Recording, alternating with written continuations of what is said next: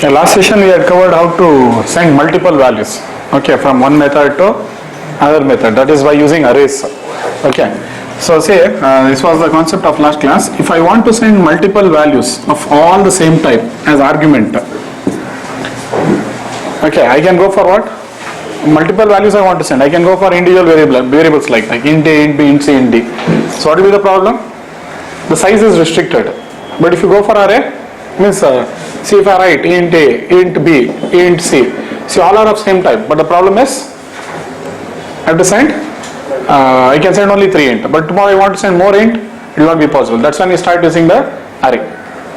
Understood? So array is used for carrying multiple values from one location to, means one method to another method, or one scope to another scope. Similarly, if you want to return also, you can return. Instead of this, you can make the return type as what? Int this one. So now you can return multiple values. So array is used for storing and handling homogeneous values, all of same type. Clear? So next we'll move to the next new topic now, that is life and scope of variables. Life and scope of variables, which is very important topic. Okay, so till now we have discussed little about it, but no clarity is there. Today we'll get the clear clarity of what is the difference between, means what is scope, you'll understand. What is life and what is scope. Now life and scope is again a very big subject, because why it's a very big subject is because in Java there are three types of variables. In Java there are three types of variables. The three types of variables are local variables, static variables and instance variables. Local, static and instance. So all these variables have their own life and they have their own scope. Right now we are discussing, okay, so in Java there are three types of variables. We'll be seeing that later. Right now I will not be covering that. Just I told you, because why scope is a very big subject in Java, that's why I am telling you. Okay, in Java language there are three types of variables. One is three types of variables.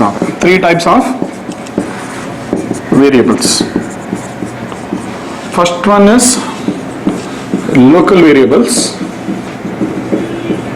Second one would be static variables. Third one would be instance variables. So now currently I will be teaching you scope, life and scope, but of only local variables. I will be teaching you life and scope of only local variables. Those two variables we'll see later. Understood? So life and scope of a variable is very vast. It's very vast because we have to deal with three types of variables. But we'll cover off local variables today, and later on we'll start seeing instance and static variables. Clear? Okay. So this is the topic today, life and scope of local variables. Now again, local variables means what? A variable which is defined inside a method is called as a local variable. A variable which is defined inside a method is called as local variable. Okay, time being you understand this much. Okay, reason I cannot go deeper because again we have to understand what is static and what is instance. So time being a method which is a variable which is defined inside a method is called as local variable. Means if you are having main method, example int a. Now a is local to main method. One more method is there, m1, int x. Now x is local to this method, like this. Now a cannot be used there, x cannot be used here. So this is called as scope. Okay, so a variable which is declared inside a method is called as local variable. See, both are methods inside the same class. Don't think there are different methods outside the class. Now main is here, m1 is here, int a. This is static void m1, and this will be public static void main. That's it. So this is your class. Now a is, sorry, again you can have another name here, same name, no issues. That A is different, this A is different, but I'll take different name. So a variable declared inside a method is called as a local variable. Understood? Huh? So this is what we'll be saying. So life and scope of local variables. Life and scope of local variables.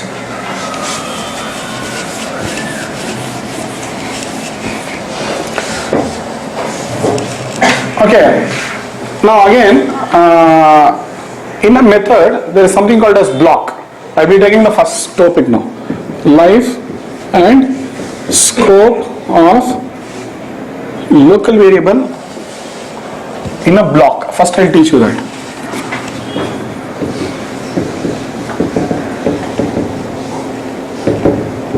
In a local block. In a local block. Again there are three types of blocks. Instance block, static block and all that. Leave all that, don't worry now. We are discussing in a local block. Now what is a local block? A block which is inside a method is called as local block. A block which is being defined inside a method is called as local block. I'll show you with examples because theoretically it will be confusing. Once you see an example, it's very simple. Clear? So now you are seeing life and scope of local variable in a local block. Let's see it with an example itself now, straight away. So I have public static void main. See this. I start declaring int a is equal to 1. Okay. Then SOP inside main SOP value of a is, or inside main I'll write it on the top.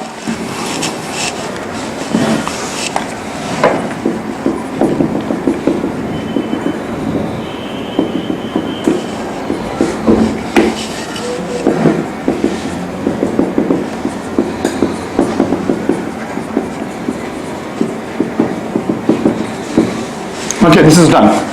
Value of a is plus a. And next, say I'll open one more flower brace. So this is used for defining scope. One more, see this is main now. Inside main I'm opening one brace now. So this brace is called as local scope. Inside main is itself a method. Main is itself a method. Okay, inside the method we are having one more block. This is called as block. This is true in C also. This is nothing different from other languages. This concept is there even in C, C++ language. Same concept you are learning but in Java language. That's it. Okay. So almost all languages same. Only the syntax also almost all same. Only it's user friendly. Java is more user friendly. Since I'll declare int b is equal to 2. SOP inside first block. I can go on with more blocks. And I can print SOP value of a b is. So I can print both the values. Here also I can print plus a. At the same time I can print what? Value of b is. So means what happens here is main goes on executing, or think that the method is executing. When the method starts of execution, in this method it will enter this scope. In this scope, b, till now what has happened when main started execution, a is declared and initialized. A is declared means A comes to life. A is declared and initialized means it has come to life and it has got initialized. Okay, or you can make it like this also, still more. I'll write it as int A is equal to 0, A is equal to 1. So here it is declared. Here it is initialized. Same way I can do it for this also. Int B is equal to 0, B is equal to 2. So main method starts of execution, A is declared here and initialized here. Now it will enter this, one more scope will open up now. Okay, it will enter this local scope. Here B is declared and later on it is initialized. So in this scope, A and B both are alive and in scope. You should know what is alive and in scope. A is also alive, B is also alive and both are in scope. You can use both. A also you can use, B also you can use. Done now? So I'll close this brace. Now, okay, before closing what I'll do, I'll open one more brace now. See this, int C is equal to 0, C is equal to 3. Now, SOP value of A is plus A. SOP value of B is plus B. Same way SOP value of C is plus C. Done. So I'll close this scope, then I have to close which one? This scope, then I have to close the main method like this. All the scopes you are closing now. Okay, now see this. From main it enters this scope, from here it enters. So here all the three are available. But once this scope completes, see in this scope all the three are alive and in scope. All the three are alive and in scope. A, B, C are all alive and in scope. But once this block completes execution, C is dead. C is dead and out of scope. C is dead also and out of scope also. So after this scope, here if I try to use C, error. Yes or no? Here if I try to use C, error. Same after this scope, I'll try to use what? Value of B is. So here also what will happen? Error. Same outside that scope, I'll try to use A. It will give me error. So first you go on seeing now. A comes to life and here B comes to life and is initialized. So here in this scope A and B are accessible. They are alive in scope. Here when it enters, C is alive, all the three are alive. C comes to life. But in this scope A, B, C, all the three are alive and in scope. Okay, but once this scope completes, C is dead, out of scopes. Once this one completes, B is dead, out of scope. So these are errors, it will not work. And once this completes, A is also dead, out of scope. So these are all errors because they are out of scope. Understood now? So this is local. And if you are interested in Java, there is one benefit. What you can do is, you can give a name to your local blocks. In other languages it's not possible. Okay, but in Java they have got a very brilliant feature. If required, you can give a name to your block like first colon, that's all, block is ready. We are saying this. If you are interested, you can write one more block, second. So there are two blocks we are having here. Colon it is, not semicolon, it is just colon. If you want, you can give name to the blocks. Here there is no use of giving name to the block. Okay, here there is no use of giving name to the block. It is useful when you are using break and continue. In jump statements this will be very helpful to you. Okay, so when you want to jump from one block to other block, it is an alternate to go to. Understood? So this is how they are designed an alternate to go to in Java. Go to is a very difficult concept. See, I'll tell you what is go to problem. In most of the languages you will have the code. Okay, it is supported. The go to keyword is there in many language. So you'll be writing your code. Suddenly what happens from this line? This is 1, 2, 3, 4, 5. From line number 5 you want to go to line number 1000. Yes, you can write go to 1000. So again control will go from here to where? Here. Then it will go on executing. I'll say go to 6. So it will come back here. So it will be like noodles. Finally. They say spaghetti. Okay, in Italian language they say spaghetti. Like it will crumble up and will not follow the flow properly. Okay, from there to here, here to there, and one more is extra one line add here. What will happen? One line you want to modify the code, everything will get changed now. It is very difficult to control your program now. So because of this complication, go to keyword was removed in Java. But they reserved it in case if it is required. They know it was complicated. Okay, they know that it's complicated, but in case if required, tomorrow they can enable it. So they reserved it. Understood? So alternate to go to, they started giving what? This name. They started giving name to the blocks. If you want to move from block to block, not from statement to statement. Understood? Statement to statement they will not allow you to move. If you want, you can move from block to block like this.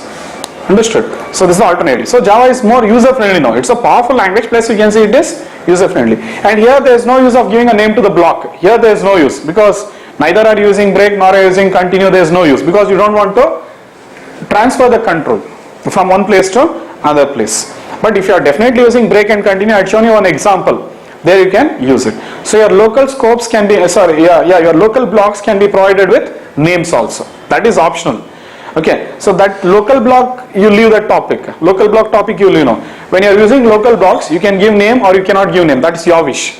So when you want, generally when you will be giving name is when you want to transfer the control from one block to another block. That is when you will do it. Otherwise you will not name it. That is over now. You understood what's a block. Okay, but when you are defining local blocks, in that you can have variables also. And that is the topic what we are trying to understand. What is the topic we are trying to understand? Life and scope of variable in a block. Is it getting clearer to you now? Shall I type this and show it to you now? Okay, I had already shown you this. Okay, with break and continue I had shown you this. Now it is becoming more clearer. That's it. It is becoming more clearer. So I'll just show this simple program to you. This is actually main thing what I am trying to tell is life and scope of a variable in local block. You are understanding now? See, this is very important because later on what happens, the biggest mistake what you do is outside the scope you try to access the variable and it will not be possible. And in this case, especially here, what happens is See, the value of A can be given to B, but the value of B cannot be given. See, value of A cannot be given to, means see, from A is accessible here, but B is not accessible outside. Value of A can be given to, no, you cannot, you can give, but in the scope, you can give it in the scope. Like if you want, you can give the value of B to A like this. You can give it, but in local scope. That's what I am trying to say. And yeah, if you want to give the value, here you will use assignment operator. There is no like argument, parameter, return type. If you want to give the value of one variable to another variable, especially when they are in scope, okay, sorry, when they are in blocks. If you want to give the value of one variable to another variable, especially when they are in blocks, you have to use what?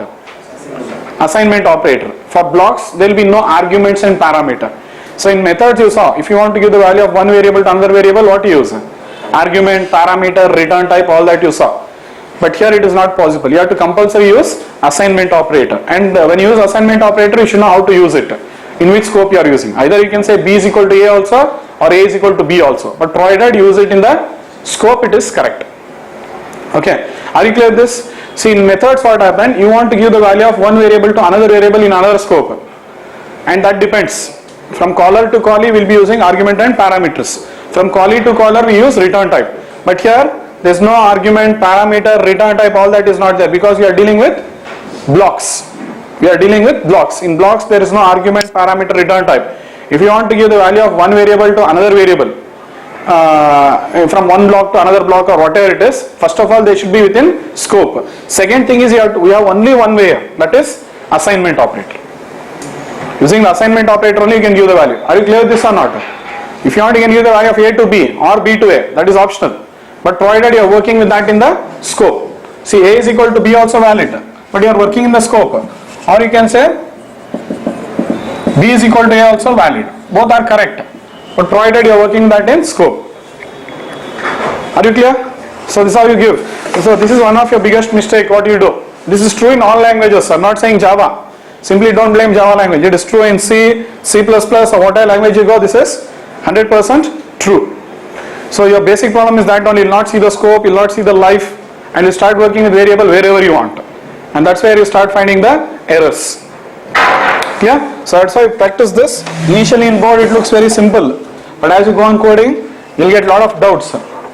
Okay, so I show you that now. So this is a very, very important topic. We are discussing about block scope. We are discussing about block scope. So class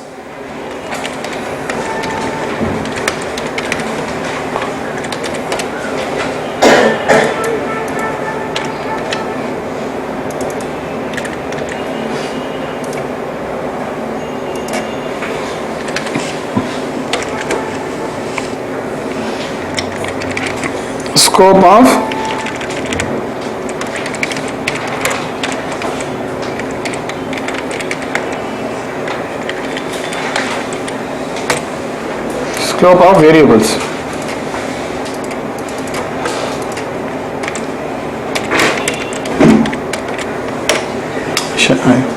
I made it as Kava, no?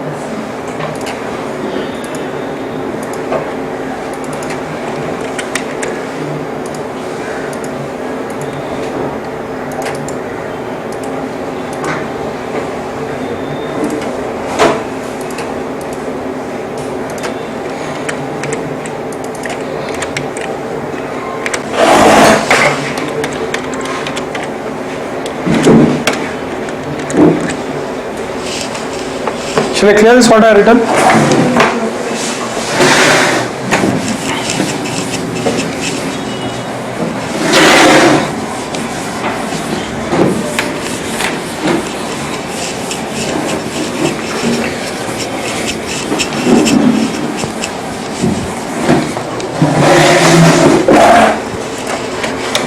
It says int A, you are only declaring. Later on you can do declaring and initializing in a signal line only, that's your issue.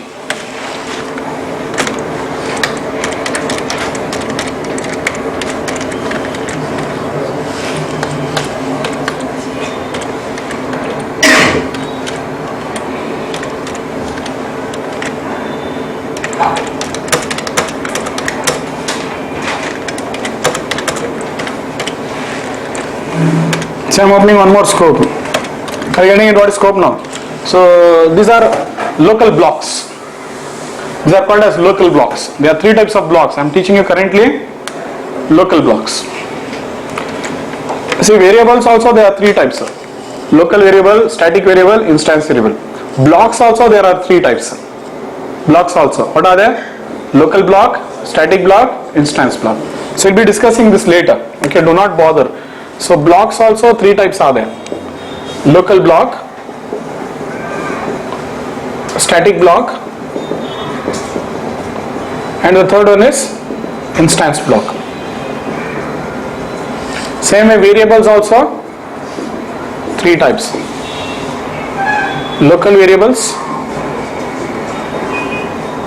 static variables, as well as instance variables. So right now we are discussing what is local block and local variables. Local variables are defined inside a method, correct?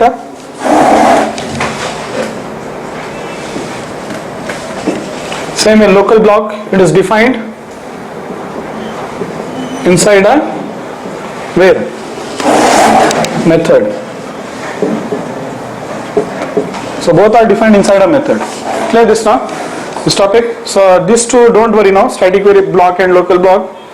Static block and instance block. Static variables and instance. Don't bother. We'll be seeing it later. So right now we are focusing only on local variables and local block.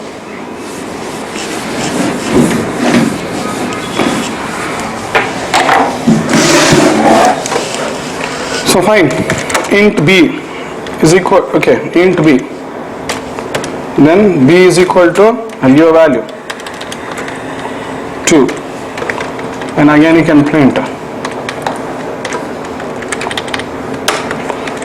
value of a in first I'll write, because we need yes, value of a in first is plus a. Similarly we can print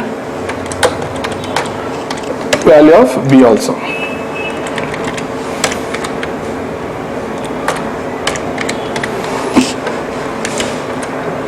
So then first we'll see this output, and here if I try to print a and b, means I'm trying to work with that. See the error you get, compiler will give the error. Compiler can detect all this, can detect your scope. See this, it gives me error for which one? B, it gives me error, this one. First I'll comment and execute this. So this executes fine. So when the program goes on execution, main method starts off, a comes to life. Okay, a is declared. Next line, a is initialized. First a is declared, means it comes to life. There are two things, one it coming into existence, and second thing is getting initialized. A is declared there in the first line, then a is initialized, then it enters the block. Now b is declared here, then b is initialized, and then it's printing. See the value of a is first it printed that, now it's printing value of a in first block is 1, value of b in first block is 2, value of a again in outside first is what? 1, but I can't use which one? B there. I'll show you, it gives you error. So type in simple programs, understand that, then then go to bigger programs. First small programs only work. If you are comfortable, then you go on typing bigger programs. So this is error. Are you clear with this now? So next, you have any questions here? And if I want to assign the value of a to b or b to a, generally when you want to assign values in different scope, okay, till now we are discussing scope in methods. We had not discussed scope in block. Okay, if you want, we are discussing about scope in methods, and if you want to give the value from one variable to another variable, we are dealing with arguments, parameter and all that. Okay, here we are dealing with what? That means here no argument, no parameter, only you have to use assignment operator. No other option is there for you. So that is the disadvantage of block. Sometimes you will write, I am not saying no. Okay, sometimes you might not write. Okay, but language is providing you all the features. It gives you, end of the day, block also contain what? Statements, group of statements. Method also contains group of statements. Okay, what the difference between method and block? What is the difference between method and block now? Methods do not have name. Sorry, I mean to say methods have name, identifiers. Blocks do not have name, but Java is giving you a mechanism to name them. But they are okay. How will you classify it now? Blocks also have name. Methods also have name.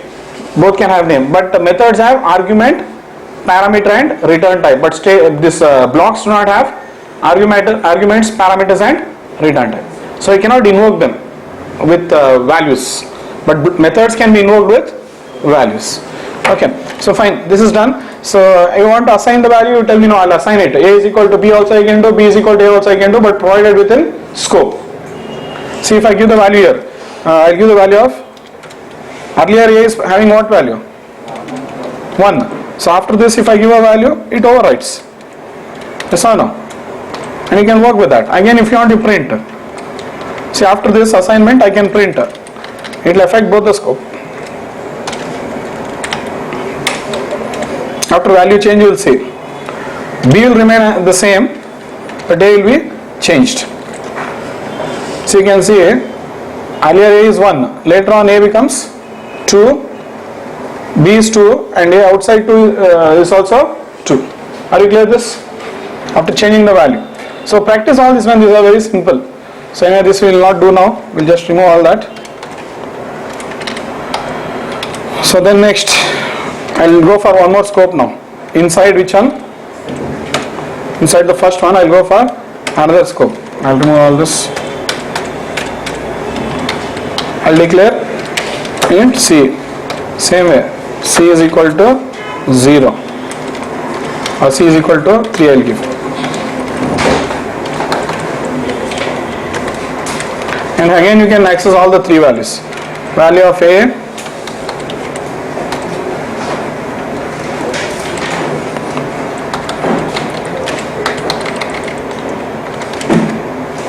second is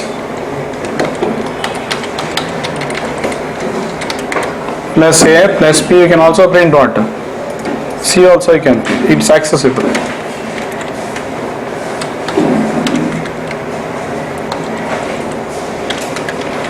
But you cannot print A and B. You cannot access, it's not printing. You cannot work with that. You cannot work with C outside this. Are you following now? You cannot work with C outside this. You cannot work with B outside this. So you can work with, okay, I'll copy of all the three and I'll comment it.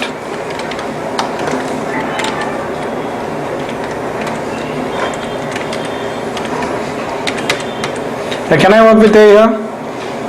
Yes or no? Yes, yes, but C it's not possible. Same way, can I work with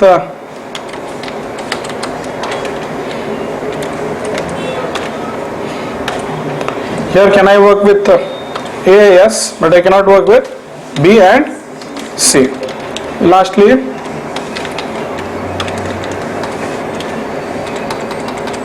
yeah, this is main method. So A can be accessed everywhere. Are you clear with this?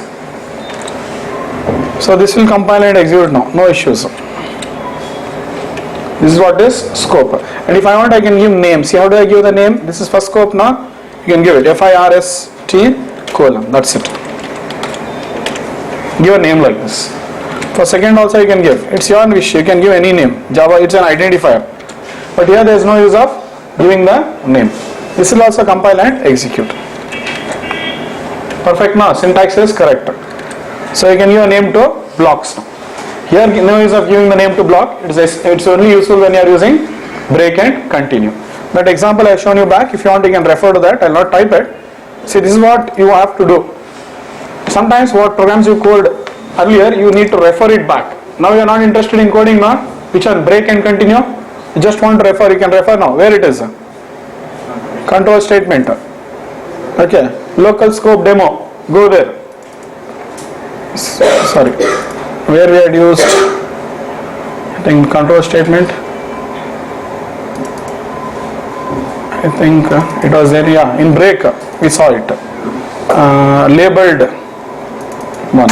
See this first, second, third, I shown you all this blocks, and if you want you can break second, like this I had shown you all this. Understood? I had shown you all this, you can refer whenever you want that. Okay, so are you clear with this? Did you understand the life and scope of a variable in a block? Local block. Local variable, local block. Okay, so this entire thing is a method now.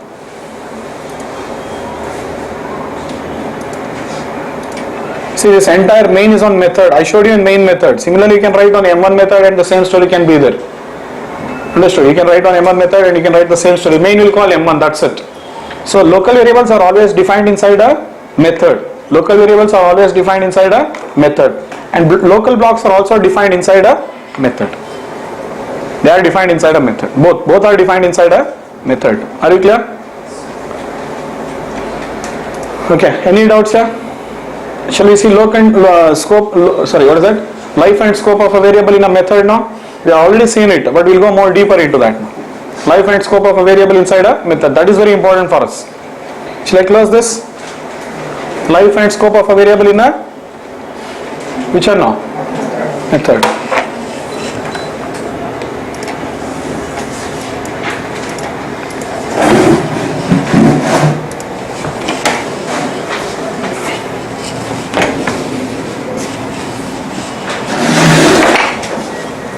Life and scope of variables, not local variables now. Life and scope of variable in method. This is very crucial.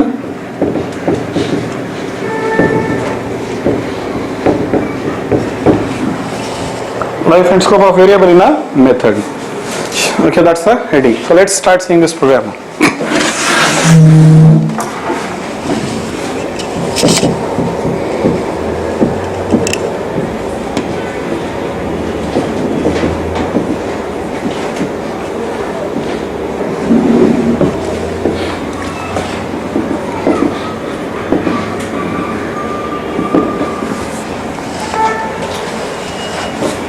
You put maximum SOPs for this, then you will understand the flow. Maximum SOPs you have to put. I might miss here, but while you coding, you will understand the flow. How one method is calling another method, how the control will come back, all that you will understand. So begin main. Main begins the execution. There is one variable here, A. Now I want to send this value or give this value to a variable which is there in another scope. But this time scope means we are not talking about block, we are talking about methods. This time scope means we are not talking about block, we are talking about methods. So assume that there is a method now, static void M1 method. So there is int x, or I take int p. See the value of A, I want to give it to p. They are totally different scopes. So how will you give now? You have to call the method with an identifier, name. You have to call the method with the name. Okay, you can have many methods, M1, M2, M3. But which method you want to call? You identify that. So that's when you will call, no, M1 or M2 will call. And after calling, you will assign the value of A to X. So this is how you give the value of one variable to another variable in a different scope, that is method. Remember this. So I'll call M1. I will call M1 now and I'll give the value. A, I'll give the value. So value of that, sorry, not X, we are giving it to P. It will be given to P now. So once it is given, M1 can use that value. And they are independent. You modify because it's called by value. You know in Java, there are two types. Again, Java is supporting both, call by value and call by reference.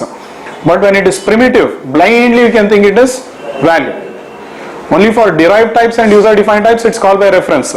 So till we are not completed call by reference, so we don't have to worry about that. When we go there, we'll see it. Okay, so it's purely call by value. Whatever the value of A is there, 1, it is given to P. Fine, it is given. Now next what will I do? I can use P. At the same time, I can declare one more local variable. See this, int x is one more local variable. This is possible. Okay, this is my wish. Okay, so now M1 is having two variables, int x is equal to 2. Or I'll go with 10. Some other value. The value of x was given to P and one more local variable is there. So now understand always what you mean by local variable.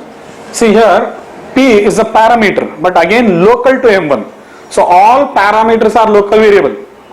Understand the point. All parameters are local variable, but all local variables are not parameters. So P and X are local to M1. You cannot access X here also anywhere. P and X cannot be accessed in main method. It's another method. Don't think main is something special. It's just one method. So P and X are not accessible here. So they are out of scope for which one? Main method. So if in case you can have one more variable. It depends on logic. Simply you might think, no, why should I have it? We are not discussing about why should I have it, what is the use of having that, we are not discussing. We are discussing right now the life and scope of variables now. So it's possible, and you will be defining it. Why? Because some logic will be there like that. Supposing I want to add two numbers. So obviously parameters will be two, one extra variable I declare now. If you want to add two numbers, what will you do? Int add. See, this is how the signature of the method will be. Int C. C is equal to X plus 5. So depending on logic, you'll be declaring extra variables now. So X and Y are parameters, plus they are local variables. They are local to add method. Okay. C is only a local variable, but it is not a parameter. So all local variables are not parameters, but all parameters are local variables. So you should understand this terminology very clearly, because you will not understand the notes later. When you read books, this is the mistake what happens. So concentrate on the terminology a lot. Okay. So it is fine.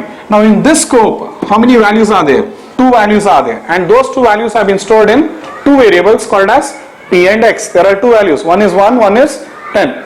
Okay. Now assuming that there is one more method, static void M2. Now you tell me, do you want to send both the values to this one, or only one value? Both you want to send. Fine. You can have int P, comma int Q. Now that P is different. This P is different. That P is different. This P is different. Or if you want, I'll take a completely new name for you. If you're getting confused, I'll take a completely new name. L and M. Okay, now my requirement is, see, there are two values here. One is there in 10. 1 is there in P, 10 is there in X. So 1 is there in P, 10 is there in X. These two values I want to give to L and M. Which value you want to give to which variable? That's the question. So you want to give 1 to L or 10 to L?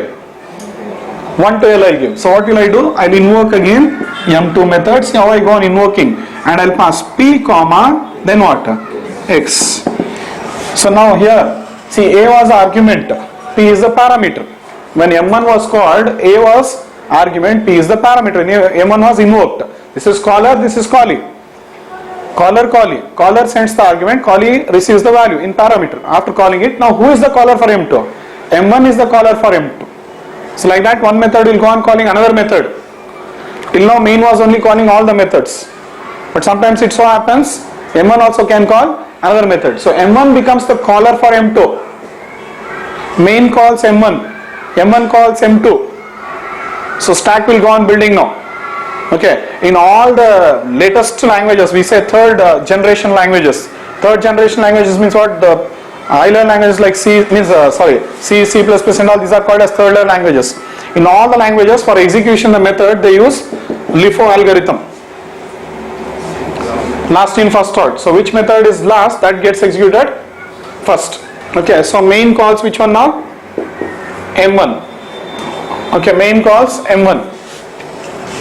LIFO algorithm they will be using. So I'll clear this. So this is main. In main, what is the value you are having? A is equal to 1. So that value you want to give it to what? M1. In M1, what is the variable? There is P and there is X. X you give. So then like this, M2. So like this stack will go on building now. So here L, M. Let's see now how many variables will be there in M2. So L and M. So what will I do now? You are sending value of P is given to what now? So who is the caller now? Main calls M1. So this is the caller and M1 is called. This is the callee. Again a callee can become what? Caller, and this is the callee. Story goes on. Again M2 can call one more. That becomes caller. Goes on. Okay. So here you have to understand the life also, scope also. Understood? Here you have to understand life and scope. See, when main called M1, M1 gave the value of A to P. So in this scope, can I work with A? It is out of scope. I can work with what? Only X and P. So A is alive. but out of scope. A is alive, out of scope. Now next see what happens. M1 is calling M2. Okay, so the value of P is given to L, the value of X is given to M. So there are two. If I want, I can declare one more extra variable here. Int Y is equal to 20. Int Y is equal to 20 I will declare. So in this scope, how many variables are there now? Values are there. 3. One stored in Y, one stored in L, one stored in M. L and M are parameters plus local variable. But Y is only a local variable. Y is only a local variable. Now these 3 values, if I want, I can send it to another method. My wish. So like this it goes on. I'll carry it to 3 levels. Let's start seeing now. So what happens? I'll have one more method now. Assume that I'm continuing static void M3. So the parameter will be what now? So this was caller. This is calling. Again this becomes the caller. The caller. Okay. So M3. Now there are 3 values. You want me to send all the 3 values or one value? We'll send all the 3. All the 3 values I'll send. So here what is the variable name I'll use now? We are running short of what? Variable names. If you want you can use the same name. I, J, K use. Int I, int J, int K. Valid. So all the 3 values will come now. But how to send it? M3 method L, M, N. Valid? L, M, N and Y. Sorry. So this will call that. Okay. So then next. Here also I can declare one more. Int Z is equal to 30. That is my wish. Understood? So then I can use all the values here. SOP I, SOP J, SOP K, SOP Z. I can use all the values. Okay. Then when this method completes execution, control will come back. Here also I can use all L, M and Y. Okay. So here also I can use. Here also I can use it. Okay. See after M2. SOP P, SOP X. I'll just add some prints so that you to understand. Here also SOP L, SOP M. And after declaring this, okay, I will do it here. Here you can print SOP L, one line only write L comma M comma Y. After this also you print SOP L, M, Y. Now clearly see the flow, very clearly you will understand. So when you say Java demo, how many methods are there? How many methods are there in this class? First Java command will do what? Starts the JVM. So your JVM starts off. Inside the JVM what is loaded? Demo.class is loaded. Java demo. Java command starts the JVM. Demo.class is loaded into the JVM. In demo.class, how many methods are there? Main, M1, M2, M3. All these methods are there. So even though there are so many methods in your class, JVM is going to look for only main method. So main method starts off execution. What will main method do now? It will print begin main. It will start executing now. A is declared and initialized. Now A is declared and initialized. Now A will call M1 method, control shifts, the stack goes on building now. Main calls M1, so it will start building now. When main calls M1, so A is declared and now the value of A is, this is the caller, main is the caller, this is the callee, value of A is given to P now, it is given to P. Okay, now control is in P now. There is one variable called as X and there is one more local variable and one more P. So there are 2 variables now, X and P. Okay, so in M1 you can use only X and P, but I cannot use A. So A is alive but out of scope. You are understanding now? You should understand what is alive and in scope. Next, M1 calls what? M2. When M1 calls M2, what happens? Control shifts. Again one more stack, it will build like this. And the value of P and X is given to L and M. So say P, which was a parameter, now becomes what? Argument. P was a parameter, now it has become an argument because it's the caller now. So it will be given, value of P is given to L and this one is given to X is given to M. So now L, M and Y are alive and in scope. Now what are alive but now out of scope? A and B are alive but out of scope. A and B, sorry, A and X are alive but out of scope. They are alive but out of scope. Clear? A and X are alive but out of scope. So again when this calls, so L and M are parameters. Again when you call, what happens? This is caller method. Again it will give the value to M3. So that is calling method. It is invoking it. So M2 will give all the three values to M3. Okay, and L, M, Y are called as what? Arguments. I, J, K are called as what? Parameters. So again, I, J, K and Z, they are alive and in scope. So A, X and Y are alive but out of scope.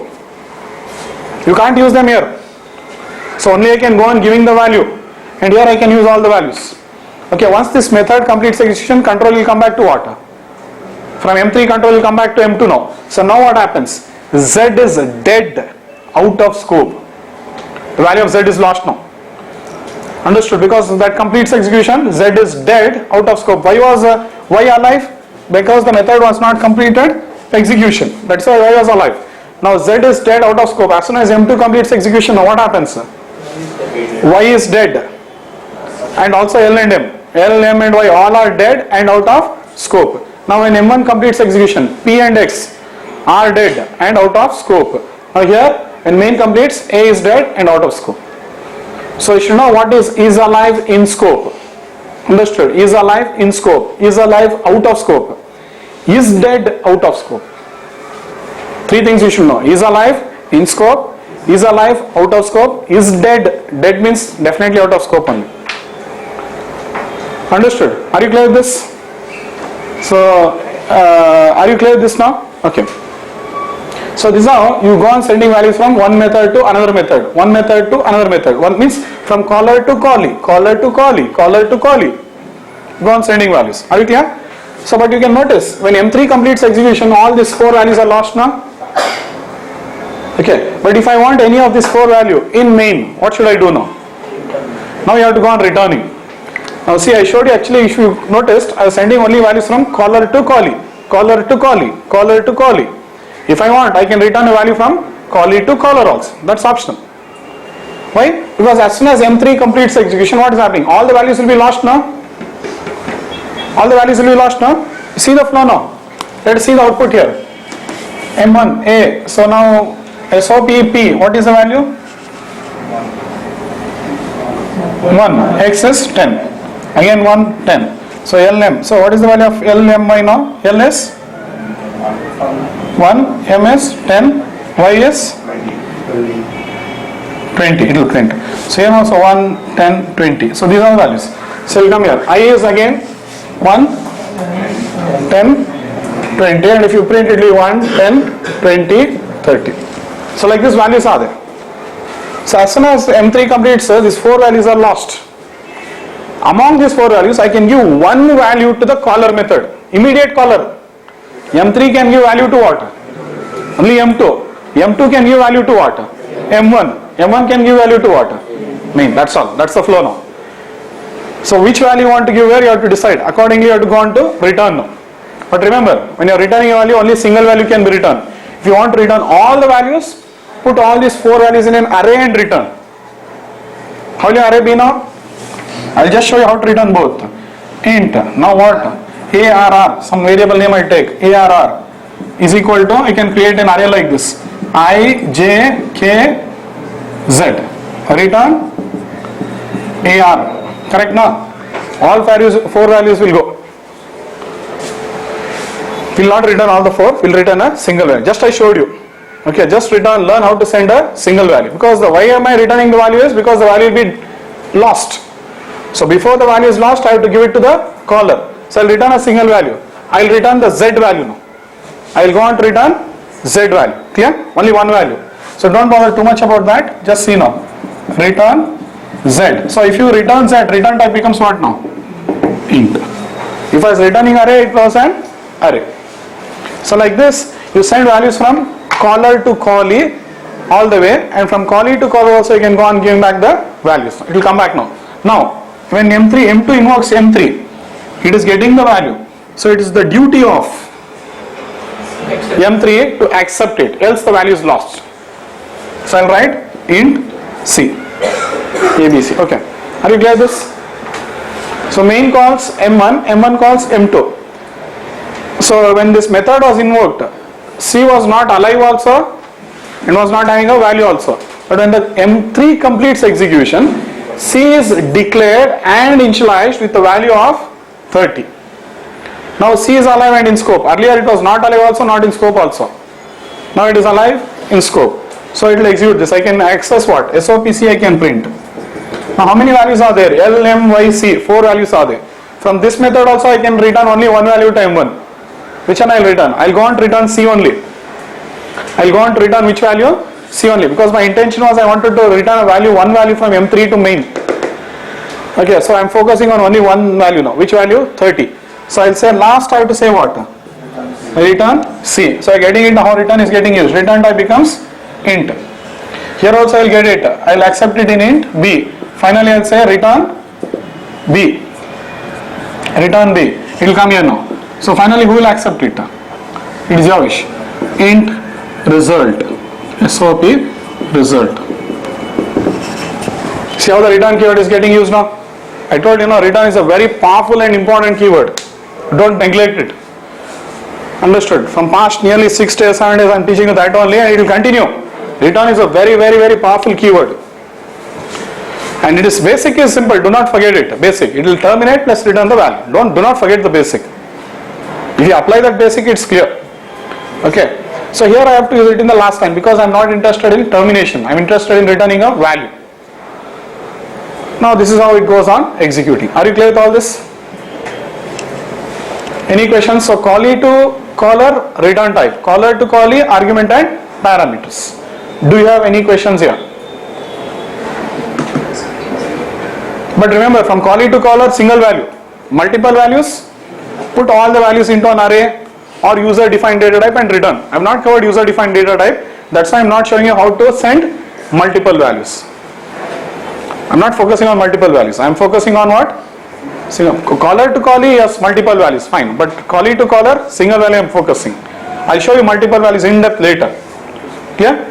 Any questions here? And this is true in what? C also. But Java is more elegant. Understood? It's very neat and clean because it is checking during what? Type compatibility is happening when? Compilation time.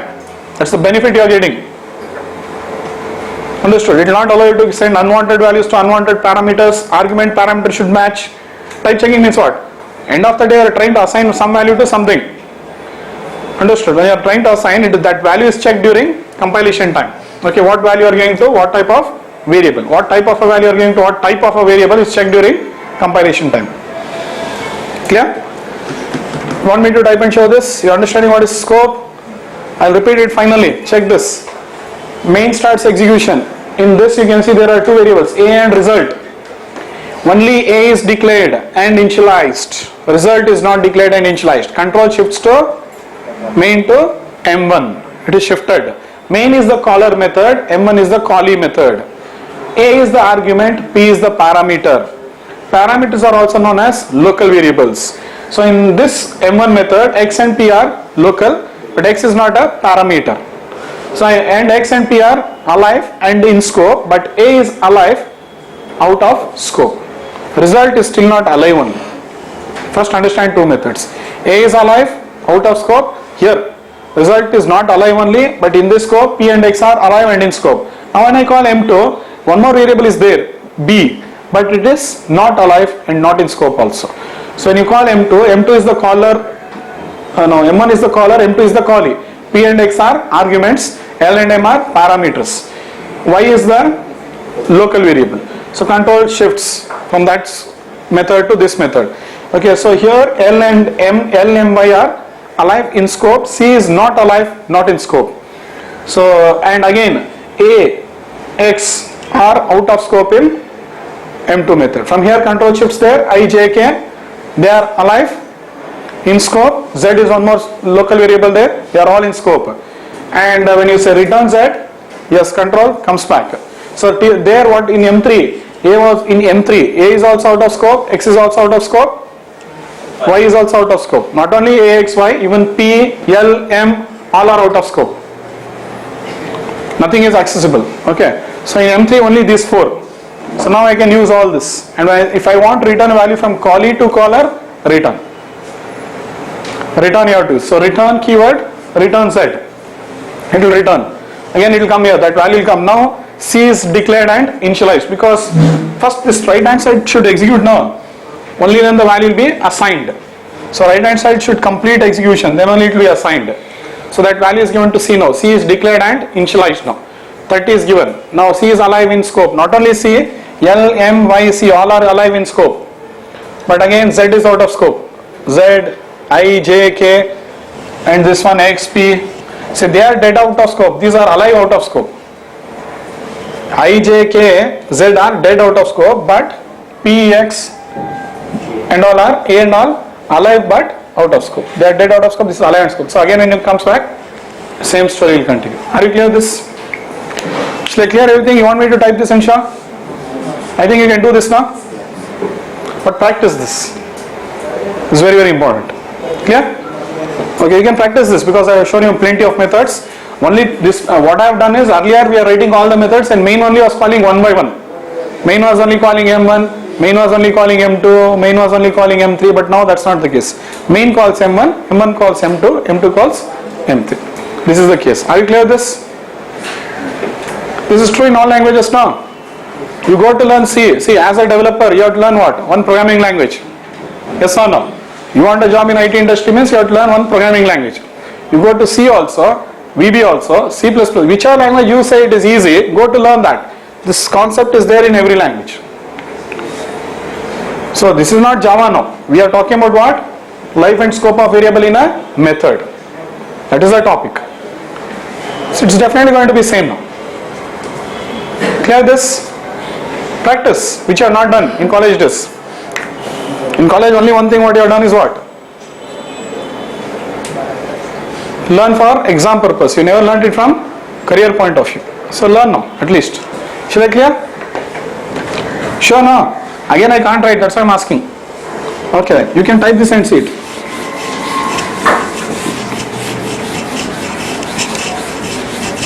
You'll start getting compilation errors, that's all. If you work with something, you'll start getting compilation errors. So this is one little idea I gave you about life and scope of what? Variables. Comfortable? Life, scope. You have to ask the question, what is scope? Are you following now? Life and block. So many things will come up. Still more is there. What? You have to discuss life and scope of instance variables also. Static variables also. That also you have to discuss. So we'll see that later. Only local has been completed now. Okay, now I think we almost all completed features of the Java language. Almost all the syntax. Till now I was teaching only what? Syntax of Java. Yes or no? And syntax of Java is same as what? Same as? Did you find anywhere any difficulty? Syntax wise? What you learnt in C, same is there in Java. Yes or no? So almost all everything we have seen. But in Java, in the features of Java, in data types topic, I didn't cover what? User defined data types. In data types, see there was a topic features of the Java language. It is fourth one or fifth one? Data types. Fifth one I think. Correct no? First one is what? Character set. Second one is keyword, something identifiers, literals. So this was variables, data types. In this there were three. Primitive data types, derived types. You have completed two. One more is user defined types. So I'll be starting off with this. Parallelly it will lead into OOPS. Parallelly it will lead into OOPS. Understood? So this is a big topic now. A very big topic. And I will finish it. Anyway, even though it's a big topic, we'll be finishing it in hardly 20-25, 1 month, 30 days. And with that Java language ends. Java is over. You don't have to worry. Language is very simple and sweet here. After that, continuously we go on to study what? Libraries. You might be scared now. Yes or no? Oh, Java language is over, how it is over, it's so washed, people say it's so washed. It's only libraries. So once we complete the user-defined data types, it's only libraries. Library, library, library. So what they have done, we'll be seeing it very clearly. Any logic you want to write, we don't write any logic. All logics are ready-made in Java. Understood? All the logics are ready-made in Java. You don't have to worry about any logic now. Okay. So now before I start off OOPs and user-defined types, there are some common questions which you will recurringly keep getting. Okay. So one by one we'll take that question and try to understand what it is. First of all, you should understand what is OOPs, and then you'll understand. See, Java is user-defined. See, now user-defined data type in any language you take. Okay. When do you say a language is more successful? No, it should give all the features. But one excellent feature what the language should give is user-defined type. Support for what? User-defined data types. If the language doesn't give the support for user-defined data types, we say that's not a good language. That's a main drawback. So even though there are primitive types existing, which are the primitive types, int, float, char and all that, we still need the support for what? User-defined types. We need it. Why? We will be seeing it. And when you are learning user-defined data types, it looks like it's difficult. Like in C, what are the different user-defined data types you have got? Structure, enum, union. So you have all these data types. And when structure comes off, it is very difficult for you. You start doing what? You're not comfortable in learning it. But it is mandatory you have to learn it. If you don't learn it, you can't write a good C program. So developer needs it also. At the same time, what he wants? Developer needs the support, but at the same time it should be user friendly. So why in C, developer doesn't like to work with user defined type structure? Because you work with, you use pointers. You can open it. So you work with, so you have to work with pointers. That is the reason. Okay. That is the reason. Close. Okay, that is the reason we say C is very difficult. C, we are not blaming syntax. The main reason why we blame C is user defined data type and the process of using the user defined data type, because pointer concept will start off there. So whatever you learned till now is same in C also. Agreed? Nothing difference. But why do you say C is difficult? By this time now what will start off? Structure will start off. Structure, enum and all. And when that is starting, obviously you go with what? Pointers. And now headache starts off. So that is one big headache now. What you are having. So a language should give, see, a developer asks for everything. I want this, I want that, I want this, I want that. So he wants a powerful language. At the same time he wants what? User friendly also. He wants to learn it very easily. You are like that only, no? What do you say? Before you decide to learn a language, what do you decide? How you decide? Easy, difficult, easy. That's what. So developer needs support also, but at the same time it should be powerful plus user friendly. So this is what we will be looking for. Java is that. Java's data types are very easy. It's not as complicated as you are going to work with what? C, it is not as complicated. C user defined data types. User defined data types. User defined data types in C. In C in all languages. C, what are they? Structure. Means we say struct while defining. Enum, union. Same concept given to you by C++ also. No difference. Terminology will change. These people call it as class, subclass, abstract class. But these data types are not very rich. Okay, and you know why we use user defined data types? Can you guess? Why do you use user? We actually define user defined data types to store heterogeneous values. End of the day, it's organizing data in primary memory only. Understood? See what happens. I'll show you with the UI only. This is on UI. You will ask the enter employee ID. Then you'll ask his name, first name. Then you'll have last name. Then you'll have date of birth. Then you'll have city. Like this, and you'll submit. So all these values will enter into what? Is your application. Now you can be developing your application using any language. That is secondary. But this much of data you have to store somewhere now. So I can declare 1, 2, 3, 4, 5, some 5 variables I can declare. Like int a, string s1, like that I can declare. Understood?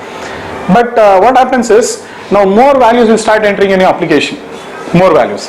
That time, which value belongs to whom? Like supposingly, this is one employee, 2 employees, 3 employees. When more employees values are entering into application, that time what will happen? If you start storing in many variables, now it's very difficult. See, now one variable I store it in one A, B, C, D, E variable. Okay, ID will be there in name, first name will be in B, last name will, and this is for one employee. Last name will be, last name means it depends, data type will be int, string, compatibility will check and you will be storing it. Now one more employee comes, again you have to have what? G, H, I, J, K. Then one more employee will come, then you will have more variables, P, Q, R, S. Now what will happen now? Now which values belong to which employee, later on you start getting confused. You start showing in multiple things like this. That is why what we do, we start grouping. That is why we start grouping. So how we group is, in C, we use structure. I say struct employee. This is what you can do now. In C, we say struct employee. And you will say int employee ID, string first name, string last name, and then int date of birth, string city. Like this you will write. This is struct. You will define it and you start using it. So it's neat now. So when we go for user defined data types is when you want to store heterogeneous values belonging to a single entity, we say. Entity means that is computer terminology, but in plain English it is called as you can say entity. Sorry, identity. Plain English we can say identity means for one identification you are having one user defined data type, but technically we say it as entity. So all languages have to give the support to you. If I want to send multiple values from one method to another method, what I'll do now? I can start sending this user defined data types. That will be the benefit. So it is required, but at the same time it should be user friendly. And working with the structure in C is very, very difficult. Yes or no? It is giving the support. We need it. If the C is not giving that support, will we use that language? Definitely we are not going to learn only. Definitely we are not going to learn only. So it is required, but at the same time it should be user friendly. So this is the problem. So you always see from the UI point of view. So we will get values, or they might come from database also. So in database there will be one row. Anyway, don't bother about database. From database you will be getting the values and you will be storing it in primary memory. So in primary memory, always you should know how to hold and organize your data. Values will enter from UI, the user interface, their entry application, or from database also their entry application. But once it is entering, you are going to process it. But to process you have to store it somewhere now. And how neatly you store, that better you can write logics. So am I focusing on how to write logic? Still I am not focusing on how to write logic. Still I am focusing on how to store and handle values. Because see, when you start, if you do like this, what will you do now? In C now, example, you will have one struct employee 1 is equal to, you will allocate memory and store all the 5 values. Then one more struct E2, you will allocate memory and store all the values. One more employee 3, you will allocate memory and store all the values. Someone will do it, don't bother. So if you want the details of employee 1, E1 dot, you will use that dot operator and get the value very easily. E2 dot, E3 dot.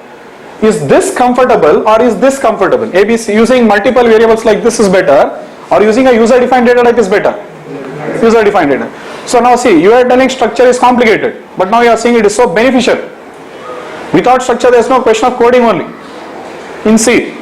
So obviously C++ also is trying to give the same kind of support, same, but their terminology is different. They call it as what? Class, subclass, abstract class and all that they'll call it. Same support, all languages are giving the same support, their terminology will vary.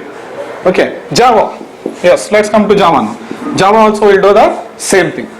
Okay, here also the user defined data types are called as what?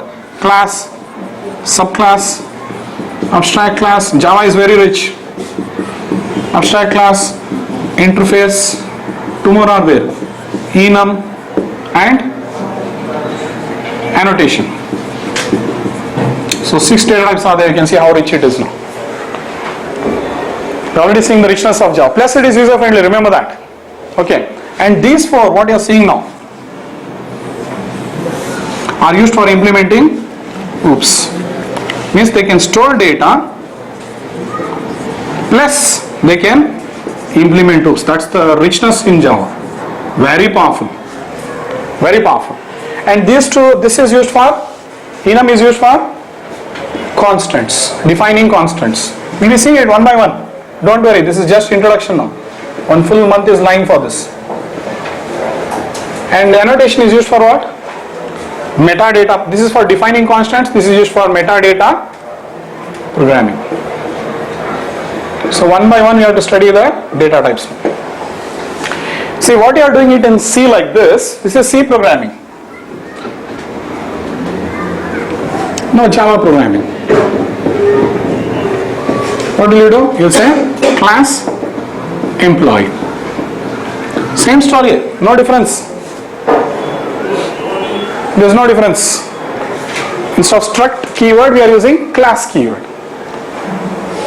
Understood? So like this, we'll start seeing the topic of what is a class now. Okay, just introduction I'm getting. Tomorrow we're going to see all this. Int employee ID, same thing. String first name, string last name, int date of birth, string city. Same thing, no change. Concept is same now, but only how you work is easy in Java. In Java what happens is allocating memory, working with memory, all that is easy as compared to C. So concepts are same, they do not change. Till now whatever concept you learnt, like iterative statements or jump statements or selective statements or data types or whatever you learnt, literals and all that, they are same, they are no change. Only they are making the language more simple. Understood? They make it more user friendly. So Java is easiest as compared to other languages. Understood? Same concept, and it is given to you by what? Many languages tried to give this, they were unsuccessful. But some languages which gave that were successful. But at the same time, giving it is not important, it should be user friendly. Are you clear with all this now? So Java is very rich in what? User defined data types also. Understood? So when you want to store multiple values belonging to one entity, we start using user defined data types, heterogeneous values, mixture like int, string, float, double, more you'll have. All that you can mix and store it into one user defined types. Are you clear? So we'll be seeing user defined data types only, but Java user defined data types are very rich. It is used for what? Storing data also plus implementing loops also. Two things it will help. But C is helping you to do what? Only store data, and that too it is not secure. Pointer concept, and there is what? You can access the data and manipulate the value stored in your structure. But in Java, it is not possible. If I make something like private, there is something called as access specifiers. Your data is secure. But in C it is exposed. They are trying to store the data. So they are trying to give the support, but at the same time it is having flaws. I am not saying defect or flaw or defect, okay, no, but error. I am not saying error, but there are some flaws or defects. And that has been overcome in this language. You can have rich access specifiers. What is access specifier and all, we will be seeing it. Okay, and you can restrict that type of access.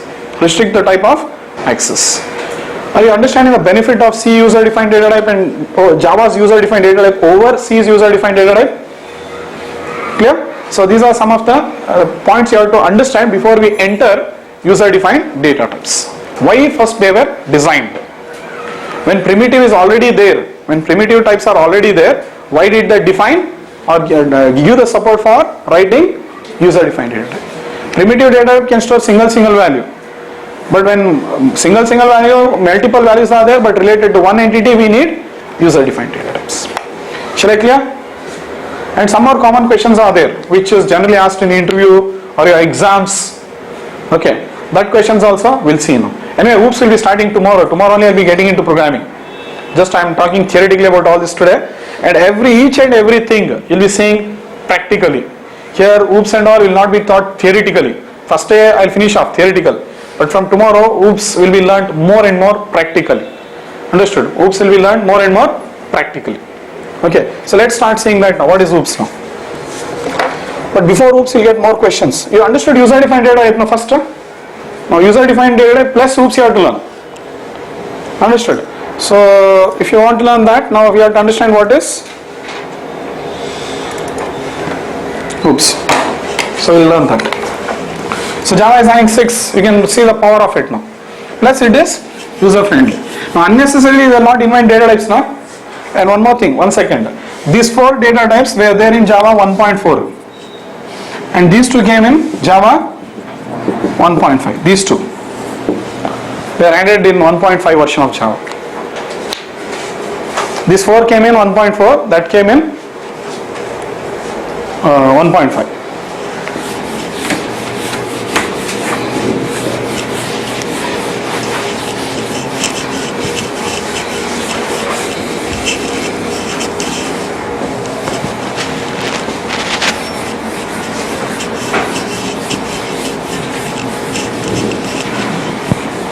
Here are some of the very common questions before we get into OOPS.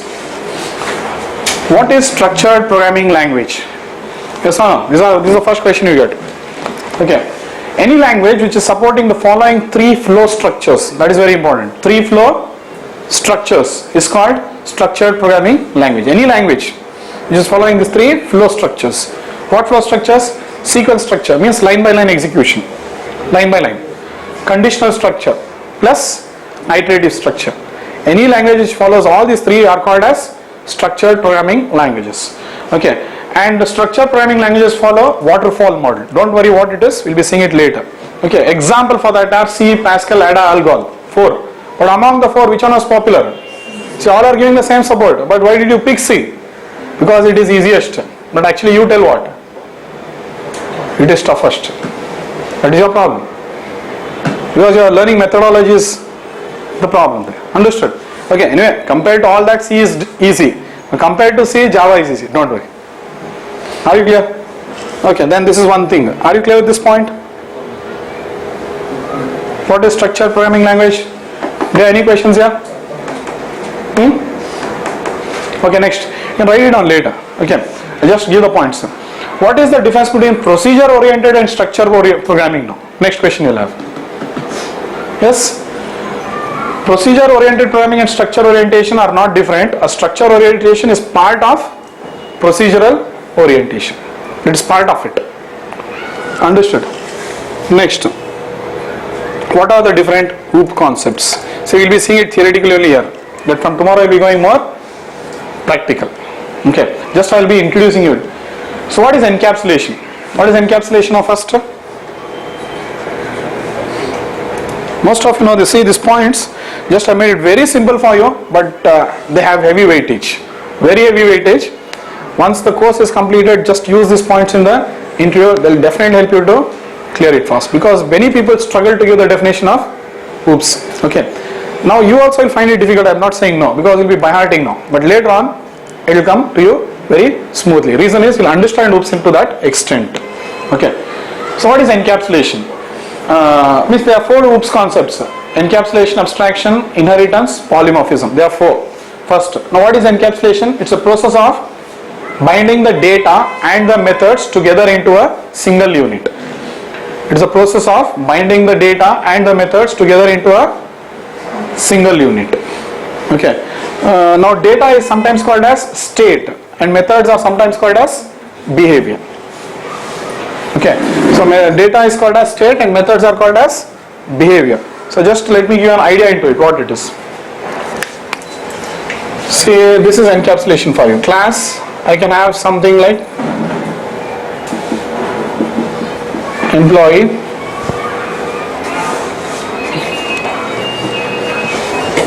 I will be using a class. I'll not take a name now, you get confused. So we'll be having variables here. Generally a class will consist of variables. Just now I wrote now, variables you'll have. Okay, then you'll have something called as methods. So variables are going to contain the state, methods will be giving the behavior. Means the value in these variables will be used by these methods. The value stored in these variables will be storing ID, name and all now. That will be used by these methods.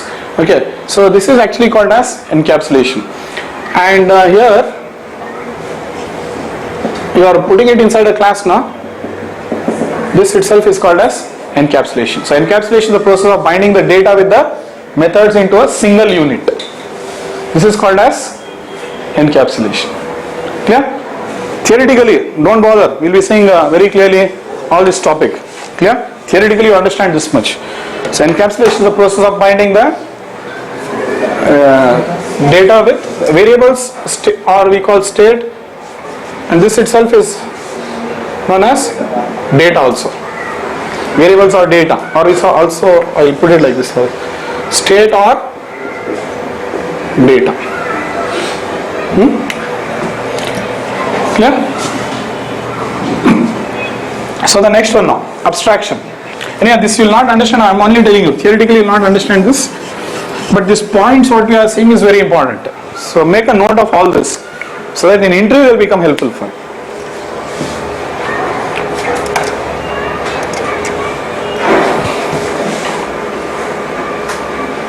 So the next topic is abstraction.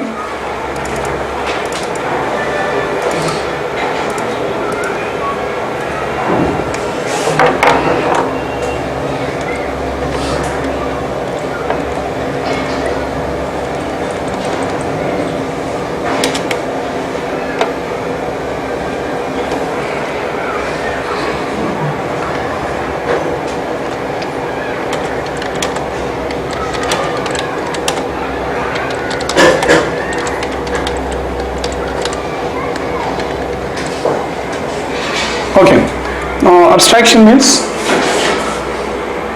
providing essential properties. Just 1 second, here they come.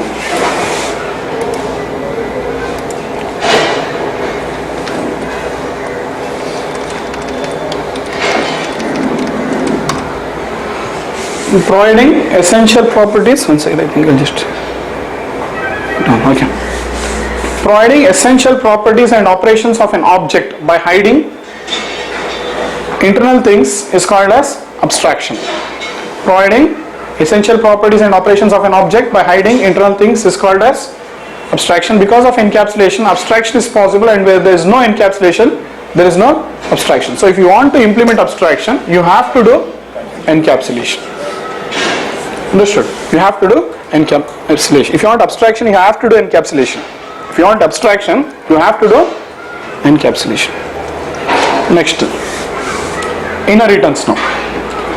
So it is the concept of inheriting the properties of one class, but that one class is called as superclass, into another class that is called as subclass. Using is a relationship. Using is a relationship. Now these points just focus. A class should be closed for modification but open for extension. A class should be closed for modification but open for extension. We can add additional features to an existing class without modifying it. Means if you use inheritance, we can add additional features to a class without actually modifying it. That is the great advantage of inheritance. Understood? Generally you know what is inheritance theoretically, but these are the main advantages. It's a big subject, but I'm just giving you 2-3 points which will help you to attract the interviewer's mind. Yeah? Next, polymorphism.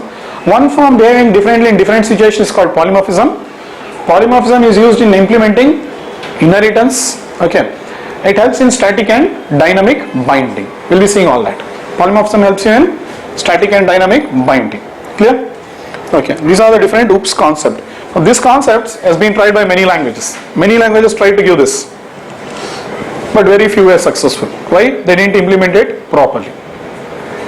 And if they implement it properly also, they are not user friendly. These are the problems. So Java is implementing it good also. It's a refined language. What did Java people do? They saw the problems in all the languages. They know the history.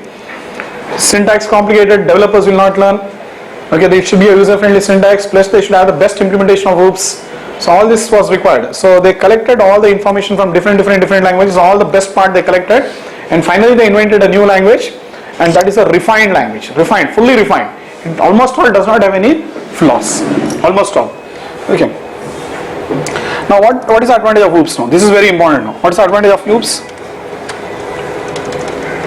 OOPS makes a language highly reusable, plus you can avoid complexity also. These are the two great advantages of OOPS. It makes a language highly reusable, plus you can avoid complexity. How? Programs only will tell you, not theoretically. All this can be understood only by examples. Clear? Next, what is the difference between procedure-oriented programming and object-oriented programming? In the next question you will generally get difference between procedure oriented programming and object oriented programming. POP is one type of project development, in the same way OOPS is another type of project. They are one methodology. You can develop your project with either POP, means procedure oriented programming, or object oriented programming. Both are different approaches. POP follows waterfall model, whereas OOPS follows spiral model. In POP the data is global, that's the problem, and can be accessed anywhere, and there is no control over data.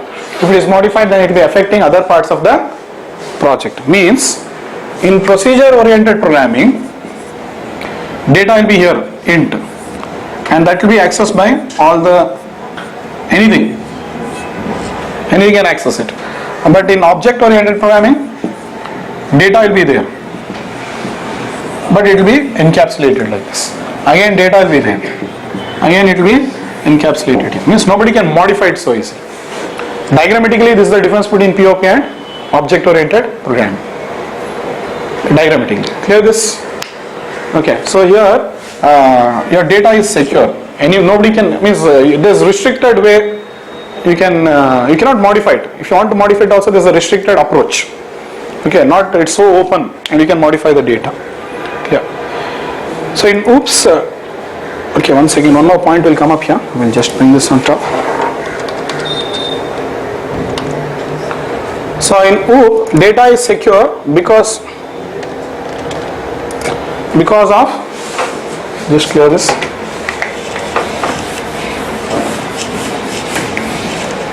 So in OOP, data is secure because of access specifiers and encapsulation, and there is high level of reusability, and avoiding complexity is possible because of relationship between classes. In OOPS, data is secure also, plus there is high level of reusability also. In POP there is no high level of reusability and avoiding complexity, but in OOPS there is high level of reusability and avoiding complexity. So anyway, see, both approaches you can take for developing a project, but in structured or in procedure oriented programming, the size of the project is less. I told you in the history of languages. So earlier languages were supporting only few lines of coding. As the program size became bigger and bigger, there were hang problems. In structured programming also has the same problem. As the size of your project increases, programming becomes very difficult with that. But if you use OOPS, the size of your project can be limitless. It can be to any extent. These are the great advantages. So initially when man invented computer languages, they had very simple tasks to do. Simple tasks were written in few lines of code, no problem. But as the demand for software came out, applications started becoming bigger also and complicated also, and coding in those languages were finding very difficult. Due to that, many programming paradigms they came out. Among that, OOPS is very popular. Understood? So this is one thing now. Next, these are your definite interview questions.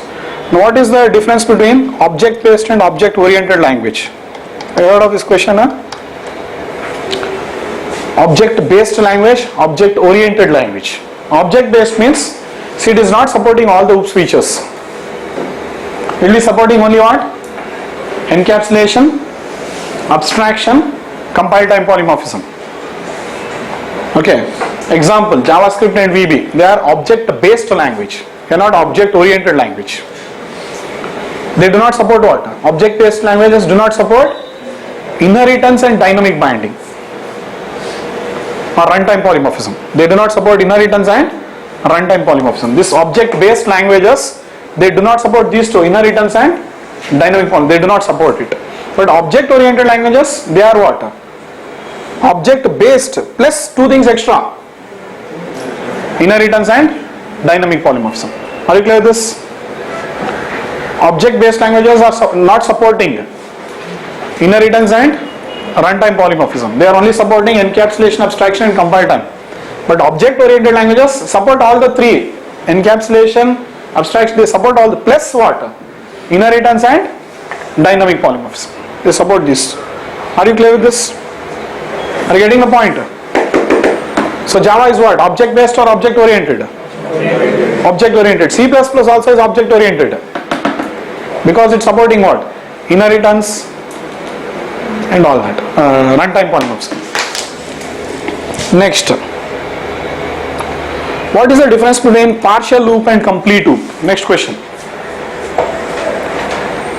Okay, see, they are object-oriented languages, but again in object-oriented languages there are two types, partial loops and complete loops. Partial means what? We can define the method outside the class. Example is C++. You had asked the question, prototyping and all that. So it is partial loops. But Java is, in complete loop what happens? Every function is defined inside the class. So Java is complete loops, not partial. Example for a complete loops is what? Java. Complete loops. Are you following now? That is C++ is partial loops. That is a drawback. That's a drawback. But Java is 100%, means complete loops. But again more questions will come, confusing little bit. See this. What is the difference between partial? Okay, we covered that. Next, is Java pure object oriented or not? Java is not 100% object oriented. It is complete loop, but it is not 100% object oriented. Okay, because it is supporting primitive data types, like which one? Int, float and all that. Now in other languages, now int, float is also what? Object. It's most of the languages, but in Java they have retained it as primitive type only. Now why did Java retain this as primitive type? For better performance. If you want to add two numbers, primitive works better as compared to object. I'll be showing you all this with examples only. Okay, so Java is not 100% object. It's pure. It's complete loop. It is complete object-oriented programming language, but it is not pure object-oriented language. There are two things. One is complete loops. Complete loops means what? You should write all the things inside a class. Other one is pure loop. Pure loop means all data types should be objects. Java is not. So Java is complete loops but not pure object oriented. This Java is not. It is only complete loops. Okay. So now what is pure object oriented language? That's the definition next you are getting. In pure object oriented, why Java is not a pure object oriented? You are getting the answer. Because see, it should follow. Pure loops should have encapsulation, abstraction, inheritance, polymorphism, which Java is having, no problem. But it is not supporting this. All primitive data types should be objects. User defined types are objects, correct. So out of this 6, Java is supporting 5. Which one is that? 1, 2, 3, 4, 6. But not 5th one. Because of this, Java is not pure object oriented language. But it is complete loops. Why complete loops? Because all the methods are written inside a class. Okay. So now see, in case of pure object oriented, primary object, in case of pure loop, primary data types are also treated as objects. Now last one now. Java is a complete object oriented programming language, but not, and if you want you can underline this, it's complete, but not pure, complete loops language, but not pure object oriented language. Complete loops means what? You are right within a class. Not pure means what? Data types are not objects. At the same time, Java is also structured plus loop language. Why it is called as structured? Because it's following selective, conditional, iterative plus loops. Clear? Java is structured plus following loop concepts also. Next, what is the support given by Java to implement loops? Last question now. I covered this. In Java is giving what data types? These 4 data types to implement loops for you now. Which are they? Class data type, subclass data type, abstract data type, interface data type. 4 data types Java is giving you to implement loops now. Are you clear this? So from tomorrow we'll start off. These questions are definite interview questions throughout your life. Very simple I have classified. Just in 2 pages I made this document. Short, precise, very attractive to the interviewer. Very attractive. And you can also understand it at the same time. Because see, for understanding this concept now, people actually they spend days together. What is loop, what is structured, what is structure oriented, so many books you refer. I have documented in a very simple manner for you for all this. Clear? So you can go through all this. It will be there in the video, you can write down the notes. Very important, don't neglect, especially which one? This one point, and at the same time this one, because every interview you go they'll be asking you this question. What is loops? And this is irrespective, even if you are electronics, they will not leave you. Don't tell I am E&C. E&C also should know what? Oops, no. Because they are asking questions on oops, not on language. So E&C people also should compulsory know what is oops properly. Okay, E&C or whatever you are. But if you are going to software company, oops is mandatory. Because all companies today use oops only for programming, not structured programming. Very rarely they use. Understood? So this is mandatory for you. Okay, that's it then. We'll start seeing the things from tomorrow now. Class, what is a class and all, I'll start explaining you from tomorrow.